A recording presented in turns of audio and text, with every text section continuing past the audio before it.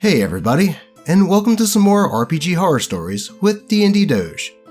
In today's episode, we have a tale of a that guy that makes his dog girl D&D character do something stupid.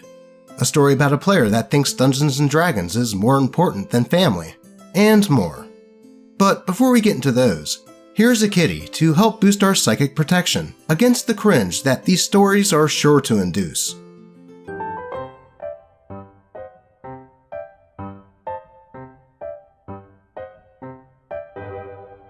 There we go. Now I think that we are well equipped. So, let's get right into these stories. Problem player character pees on an NPC. Gets mad when there's repercussions. By Reddit user Polymorphic Egg. This occurred roughly 3 years ago, and it was my first time as a dungeon master, with my only other experience with Dungeons & Dragons prior to this being a homebrew D&D campaign run by the problem player. We will call him B, which by itself is a source of many other horror stories. His campaign was fun at times, but was constantly bogged down by his constant tangents, weird homebrew rules, mean-spirited NPCs, and all-around poor etiquette. It got to a point where the group was getting fed up with the game's decreasing quality, and seeing as no one else wanted to, I decided to run a game and invited everyone to join. My idea was that maybe B was just tired of being a forever DM, and that his bad habits would go away if he could just play the game instead of running it. Though clearly, that wasn't the case. I decided to run a 5th edition game in a homebrew setting, based on old Irish mythology and culture. This being important because this meant that the setting was divided into multiple large tribes that didn't get along well, so conflict was a constant factor in the game, and knowing territory was also vital. B was playing a Wild Hunt Shifter Ranger, and roleplayed as someone with dog-like qualities, but most importantly, human intelligence. B and the party were on a mission to deliver a message to a group of druids that were uninvolved with the tribal wars, and risked taking a shortcut through a forest in a conflict zone. And due to some low stealth rolls, they were intercepted and captured by a group of soldiers from a tribe. The party was escorted by this group to an encampment where they had to convince the war chief to let them go, seeing as they were not part of the war and were just serving as messengers for local druids. The talks were going well, until this happened. B. Are there lots of soldiers around us? Me. Yes. Other than the 6 guards surrounding the party, there are dozens of soldiers around you, though most are currently resting on the ground as they are exhausted from last night's battle. B. How can I get close to them? Me. You could probably get within a foot of the closest one to you, but any closer and the guards might take action. B. Laughing. I raise my leg and piss on the sleeping soldier. This hit everyone at the table pretty hard. The tone of the campaign was pretty serious and somber, and I tried to give detail to the horrors of constant civil conflict pretty often. Each player also acted accordingly to fit that, so I was caught off guard completely by this. The other players promptly asked, "Dude, what the F?" But B defended himself, saying that, well, she is part dog after all. I then got my bearings and had the 2 guards closest to B's PC drag her away from the poor bastard and promptly rebuke her. B seemed surprised by this, somehow. B. They were watching me? I thought they were focusing on the negotiations. Me. You were being flanked by guards, and not all the soldiers were sleeping. Of course they'd see you. B. Well, I didn't know that. You should have made that more clear. I legitimately don't know how I could have made that any clearer. But for confirmation, I asked the other players if they felt the same, and they agreed that B was either not paying attention or just acting dumb. B was pretty upset by this and said that we were ganging up on him over a simple joke. We agreed to retcon the incident, but B stopped both showing up and inviting us to his game soon after. There were still many instances of this kind of behavior in his game and in mine before he left, but this incident was the most mind-boggling to me. Yeah, that is a pretty dumb thing to do to a guard when your party is being held captive and interrogated. I mean, I'm a dog, and even I would know not to do that. Though that wizard behind the Burger King did cast Awaken on me all those years ago, so that really isn't fair to other dogs. Anyway, I think that OP made it pretty clear that the other guards could see them, so for B to make a fuss about that is a bit of an overreaction. Hell, OP even stated that they retconned the whole ordeal, but B was so salty that they still stopped showing up. I would say that is a really stupid reason to piss away a good game. See what I did there? Anyway, let's move on. My family emergency is more important than Dungeons & Dragons. By Reddit user, Chaos Gamer Girl. I was a forever dungeon master for an online group that I got introduced to. They were friendly and welcoming, and I greatly enjoyed DMing for them at first.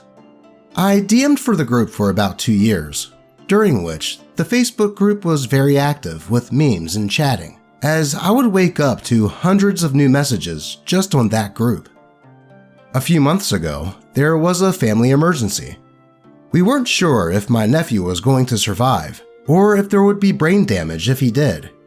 Turns out that he's fine, and he's well on the way to a full recovery, so everything is awesome. I knew that I couldn't handle the group chat at that point in time, so I sent a message to the other admins and to the group itself. I told them that there was a major family emergency going on, and that I needed to take a step back. I got a few messages back telling me that they were praying for me and sending good thoughts. But then, there's Dick, not his real name. He freaked. He Facebook called me 4 times in 2 hours, sent me Discord and Facebook messages. He texted and called my phone repeatedly. I finally answered and yelled at him. I told him that I was trying to deal with the airlines and getting a flight home, my parents, and just trying to keep myself together in all this. I told him that I didn't have the patience right now and to just leave me alone. I got a Facebook message from him not a half hour later that was just this diatribe about how I have no right to talk like that to him when I know that he's transgender. What? That he thought that we worked through my being upset with him for going to work at a grocery store while he had, and knew that he had, COVID, and that I need to apologize for being so terrible to him. So, I blocked him. He ended up throwing a fit about it, and I left the group completely. It was made clear that since they all knew him in real life, that they picked him over the only person DMing. I now have a new online group where I can play as well as DM. I'll never forget how selfish he was, and how he completely ignored the reason that I was upset. I don't think he'll ever really understand that my family will always come before tabletop RPGs. And not just that, but everyone Dick didn't like was transphobic, including my transgender aunt. If he can't get you to back down and apologize for whatever slight that he's imagined against you, he screams that you're attacking him because he's trans. He uses being transgender as both a shield and a sword, so you can never be upset because of him and his actions. Jesus, imagine being angry about a DM not doing a game because their family member is in critical condition in the hospital, blowing up their phone, and then having the audacity to demand an apology after they asked you to leave them alone. And of course he would be someone to use his identity as a shield and a weapon against anyone who would call them out on their BS. I'm glad to hear that OP has since found another group, but for the others to choose to kick her instead of holding that player to account, it will do nothing but embolden his sense of narcissistic entitlement, and I imagine that they will eventually regret it. Though, let's move on.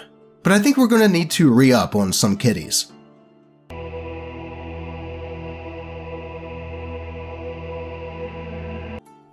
There we go. That's much better. Now, with all of our heart containers full again, let's get into today's final story. Party almost TPK's first session due to bickering. By Reddit user, Stumpin' Dumb. Okay, to preface this, I gotta admit some of my own shortcomings as a DM, as I honestly should have fiated the incident mid-happening. I am known for running somewhat short railroady campaigns that are generally a few short sessions to tell a quick story with difficult but fair combats. When I say railroady, it generally means that we're going to wrap up the story in about X amount of sessions, so there really isn't much agency there. But in combat, I let the players go ham. If they want to do something, I'll generally want to bend over backwards to fit it in. As for the difficult but fair, my players do tend to almost die during encounters, but they generally agree that what I threw at them was something that they could handle. They just had to work for a good ending, support each other, be creative, and use every tool at their disposal. This new campaign, I wanted to expand my horizons, do a longer form campaign, and factor in player agency in a larger narrative. So the reason for this preface is to say that I, as a GM, am trying to let the players do whatever they want, but I'm willing to give them lethal consequences, so they do know that I am willing to kill players, even if I don't go out of my way to do it. The game was Starfinder, and the game would start with the final city in the world being under siege by a mysterious foe. The city was basically a giant ark, full of good and evil and whatever, just trying to survive, and they had a plan. Teleport the entire city to a new plane of existence after a single session where they had to defend against a final wave. The plan was that after the session, they would be free to do whatever they wanted in this new realm. Explore, take over the city, make it a republic, start a colony, whatever. I even made a meta plot where they would have the option to learn about the baddies and then take the fight to them. They just had to survive this first mission. So, in comes the final wave as the city starts shimmering and preparing to teleport. A horde of monstrosities come pouring out to break in before they can go. The players, 6 of them, are holding the wall, flinging spells, shooting, and all that good stuff. Suddenly, a new foe appears, and they appear to be wielding advanced technology and commanding the horde. They launch anchors into the city walls, stopping their teleport mid-ritual, and command contacts the players. All across the wall, teams are sallying from the walls to cut these tethers, and they should as well. Otherwise, all life is going to go extinct. The players come up with a plan. 3 of them force their way up the streets to the bad guy, while the other 3 provide support and bring in an air car to rescue the team after the bad guys are taken down. This was to stop the bad guys from taking out their line of retreat, because the city was only going to be present for a few more moments before disappearing. Some heart-pounding action later, the first team has reached the bad guy and taken him down. They have 1 injured player down, then Team B piles in and goes to rescue them. They land. As the 2 in the back lay down covering fire as the horde is piling in, the 2 remaining members of the first team drag the unconscious body of their team member onto the ship. The driver picks up and starts heading back to the city, punching it past the flying evil guys, desperate to reach the city in time before it ports away. Time for the great escape, right? It's been an amazing session, and I'm not even planning on doing any checks as they get away. I mean, if they failed, it would be a TPK or something close to that. Plus, they did an amazing job, and had a competent driver, so that was another reason not to. But then, it begins.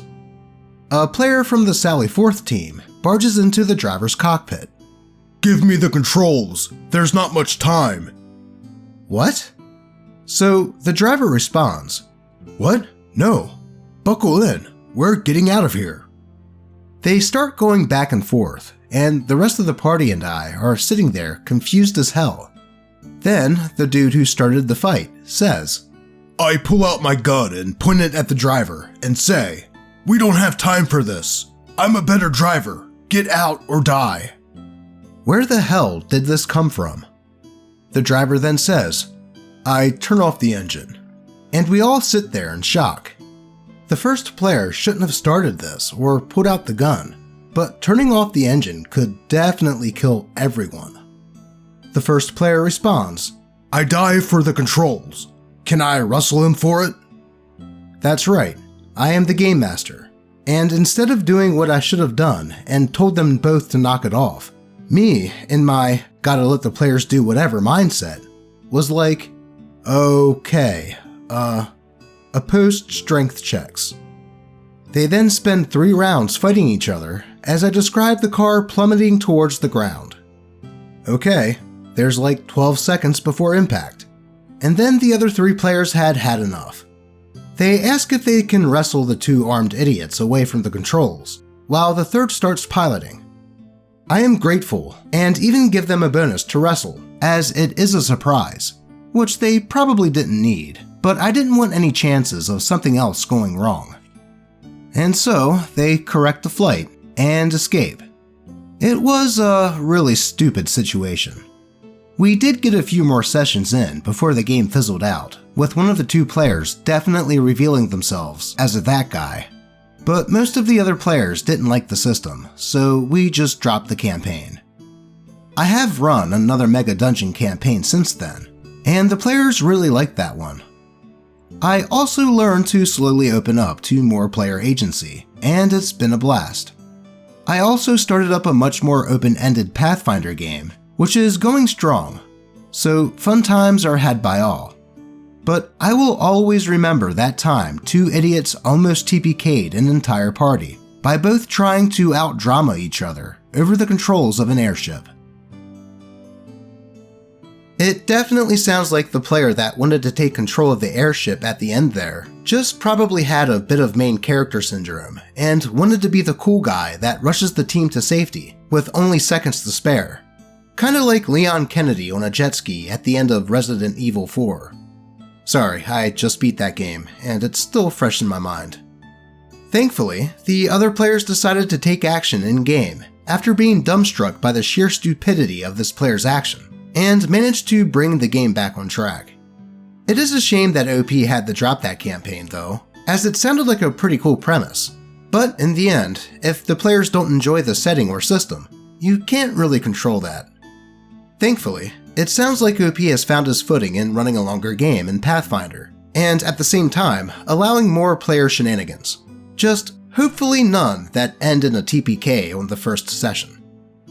But that is all I have for you today. As always, I appreciate all of you, and may your games remain horror story free. Until next time.